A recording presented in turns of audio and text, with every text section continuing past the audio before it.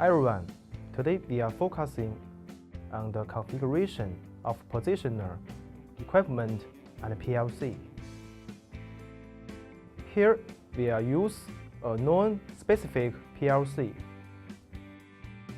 When a non-specific PLC is added, we can collect, search to detect the PLC we need.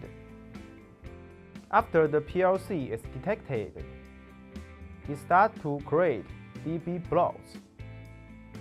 We click on the program block in the project tree. Select Add New Block.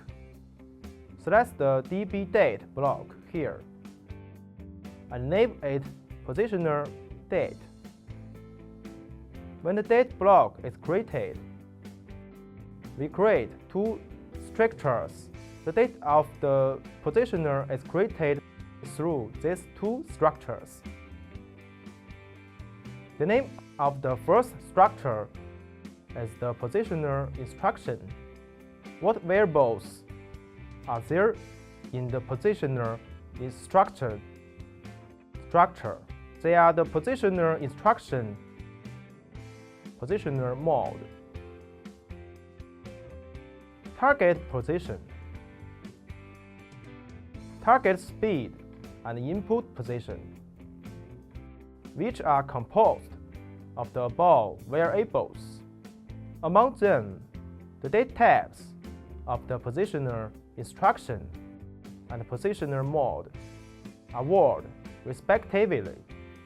Then the target position is dint, the target speed is int, and the date type of the input position is real. When the specified structure of the positioner is created, we start to create the second structure, named positioner status. Its variables are throw status, I/O status, alarm code, feedback position, speed feedback. The date type of the three variables: throw status, display, I/O status display, alarm code is word. The date type of feedback position is dint, and the feedback speed is int. Here we modify them respectively. When the required date block is created, add a new FB function block and name it configuration of positioner. For the program instructions, we need to use select communication in the instructions on the right. Click communication processor. Select the first instruction, Modbus common load, in the Modbus field and let it be the instruction for master-slave connect communication and Modbus master communication. When we drag them in, we first have to add their intro DB blocks. We click on the program block, results on the left.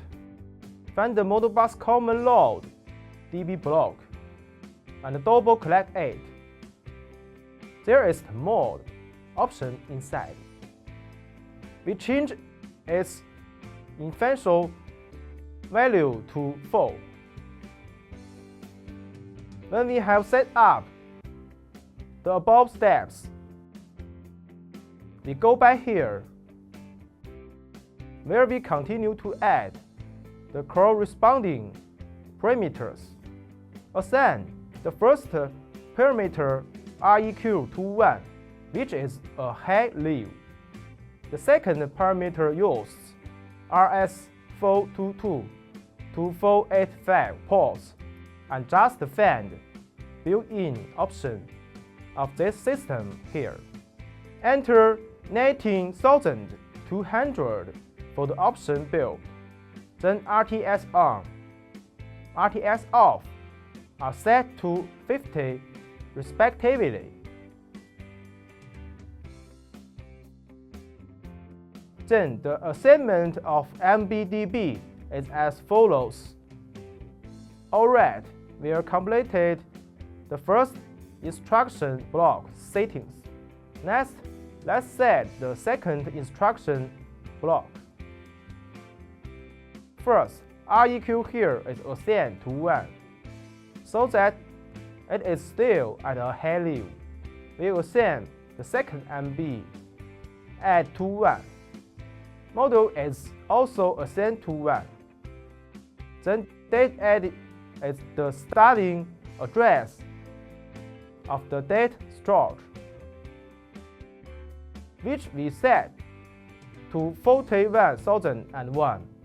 Date length is then assigned to 5.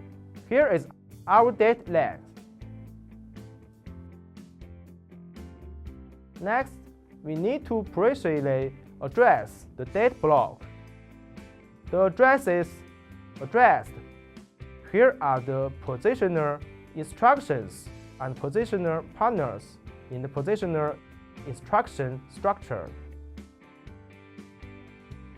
Be sure to remember to turn off the fast access optimization in the settings in the DB block. After closing, the DB date block needs to be compiled. Then go back to the FB program block and collect date PTR. Here we use precious addressing to enter pdb1.dbx0.0 space word file. db1 here refers to the suffix of the DB block, and dbx0.0 refers to precious addressing. That is the point where we start searching for word date. There are 5 in total. Therefore, the communication function below has been created. Next, we only need to drag the FB function block to the main function, and then download it to the PLC equipment to complete the positioner communication. Let's download it. After the download, we go back here, turn the program online, click Monitor. We will find that the connection status display number of program block will jump between 7002 and 7001, meaning the success of the communication configuration.